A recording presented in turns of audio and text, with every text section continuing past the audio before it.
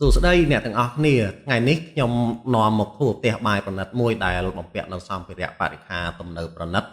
ទូ microwave និង oven មួយនេះនៅខាងលើយើងប្រើប្រាស់ hardware របស់ Bloom គឺ Aventus XL Top ដែលយើងបើកឡើងទៅលើស្រឡះងាយស្រួលយកឬក៏ទុកដាក់អីវ៉ាន់ចំណែក microwave និង oven យើង design សម្រាប់ប្រើបណ្ដោះអាសន្នសិនដោយប្រើធ្នើរចុច load បូកជាមួយនឹង lock device ពេលហូតចេញមកវានឹងឡប់ជាប់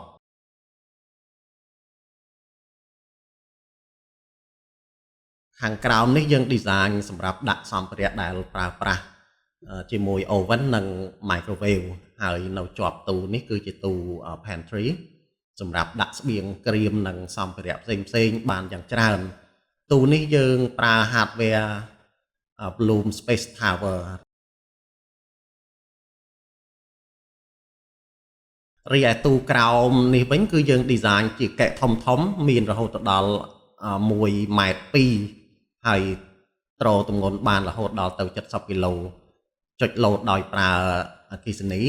គុណសម្បត្តិនៃ design អត់ប្រើទ្វារគឺងាយស្រួលប្រើប្រាស់ពេលរកអីវ៉ាន់យើងអត់ចាំបាច់លុតជង្គង់ទៅរកមើលអីវ៉ាន់នៅក្នុងទូទេហើយងាយស្រួលមើលអីវ៉ាន់ផងពេលយើងឈរនៅហ្នឹងពេលយកអីវ៉ាន់ក៏ស្រួលដែរក្រានហ្គាសយើងប្រើជាងក្រានបង្កប់ម៉ាស៊ីនបឺតក្លិនហ្នឹងក៏កម្លាំងធំបឺតរហូតដល់ទៅ1200ម៉ែត្រគីបក្នុង1ម៉ោងហើយមើលទៅយ៉ាងស្អាតប្រណិតមែនទែនហើយទូលើមួយនេះប្រើប្រាស់ hardware Bloom Aventus HF Top ប្រើយើងបិទបើកដោយដៃក៏បានបើកដោយអគ្គិសនីក៏បាន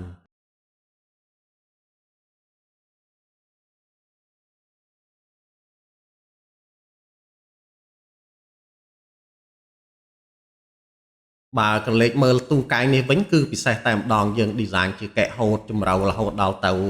650មីលីម៉ែត្រហើយចុចលោតប្រើអគ្គិសនីដូចគ្នា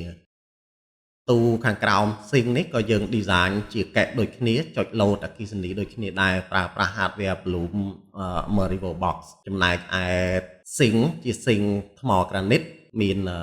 មុខងារការពារបាក់តេរីហើយស៊ីងមួយនេះយើងដំឡើងបង្កប់នៅក្រោមម៉ាបងាយស្រួលសម្អាត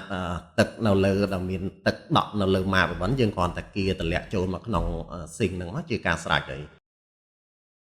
ហើយនៅខាងស្ដាំដៃយើង design ជាធុងសម្រាប់បង្កប់ក្នុងទូចុចលោតអគ្គិសនីដូចគ្នាពេលលាងសម្អាតអីហ្នឹងយើងអត់បាច់ប្រើដៃយើងទៅឲ្យប្រឡាក់ទូទេយើងប្រើតែជើងចុចបន្តិចមកវាលោតចេញមកយើងអាចចោលសម្រាប់បានហើយ